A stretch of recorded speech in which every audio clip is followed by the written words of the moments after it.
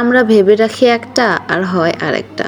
আসলে সব কিছুই রিজিকের উপর ডিপেন্ড করছে। কেন এই কথা বললাম সেটা আপনাদের সাথে শেয়ার করব। তার আগে চলুন সকালবেলা কি দিয়ে খেলাম সেটা শেয়ার করি। ওই যে সেদিন যে চালের গুঁড়া করেছিলাম, ওই চালের গুঁড়া আর সাথে কাঁঠাল একসাথে করে সকালের নাস্তাটা সেরেই ফেলেছি। এই খাবারটা খেতে ভালো লাগে আর এই সিজনে মাঝে মাঝেই কাঁঠাল খাওয়া হয়। আর কাঁঠাল খেলে কিন্তু ভালো রকমের পেট ভরে, অন্য কিছু আর খাওয়াই লাগে না। এখানে কাঁকরোল ভাজি করে নিচ্ছিলাম, সাথে কয়েকটা আলুও দিয়েছিলাম, মানে কাঁকরোল আর আলু কুচি কুচি করে কেটে নিয়েছিলাম। তো তারপর পেঁয়াজ রসুন ভেজে নিলাম, কাঁকরোল আলুগুলো দিয়ে দিলাম, এরপর পরিমাণ মতো লবণ হলুদ জিরার গুঁড়া আর কাঁচামরিচ দিলাম, ভালোভাবে নেড়ে চেড়ে ঢেকে দিলাম। তো কড়াইটা ওই চুলাতে দিয়ে এই চুলাতে হচ্ছে গরুর মাথার মাংসটা রান্না করে নিচ্ছিলাম। তো এই মাংসটা হচ্ছে প্রেসার কুকারে রান্নাতে বসিয়েছিলাম। পরিমাণ মতো লবণ হলুদ মরিচের গুঁড়া, কিছুটা মাংসের মশলা, সরিষার তেল, গরম মশলা, আদা রসুন বাটা, জিরা বাটা সব কিছু একসাথে করে ভালোভাবে নেড়েচেড়ে মিশিয়ে নিচ্ছি আর এভাবে কিছুক্ষণ জাল করে নেব। এদিকে ভাজিটা কতদূর হলো সেটাও একটু দেখে নিচ্ছি। তো একটু ভালো মতো নাড়াচাড়া করে আবার ঢেকে দিলাম।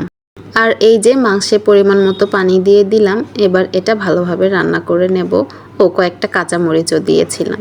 আর এইদিকে ভাজিটা হয়েই গিয়েছে, একটু নাড়াচাড়া করে মিশিয়ে নিয়ে খোলা অবস্থায় বেশ কিছুক্ষণ জাল করে নিলেই হয়ে যাবে। আর এই যে মাংসটা এখন হয়ে গিয়েছে, এই পর্যায়ে চুলা থেকে এটা নামিয়ে নেব।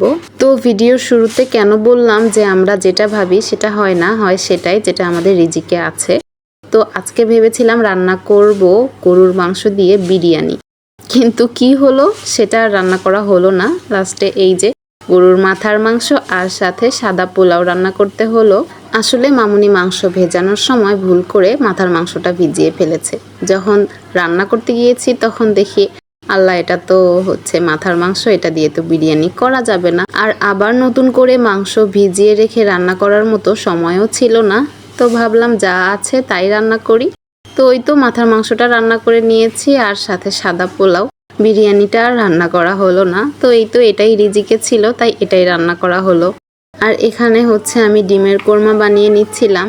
প্ল্যান ছিল হচ্ছে বিরিয়ানি রান্না করার। আর আমাদের বাসার একজন সদস্য যে কিনা গরুর মাংস খাসির মাংস কিছুই খায় না, তো ওর জন্যই মূলত ডিমের কোরমাটা রান্না করে নিচ্ছিলাম।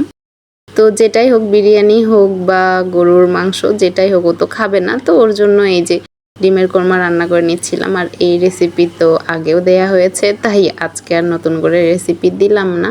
এদিকে আমার পোলাওটাও হয়ে গিয়েছে, মাশাআল্লাহ আলহামদুলিল্লাহ ভালো হয়েছিল রান্নাগুলো। তো এগুলো দিয়েই আমরা সবাই দুপুরের খাওয়া দাওয়াটা করে নিয়েছি। তবে অনেক ইচ্ছা ছিল গরুর মাংস দিয়ে বিরিয়ানিটা রান্না করার।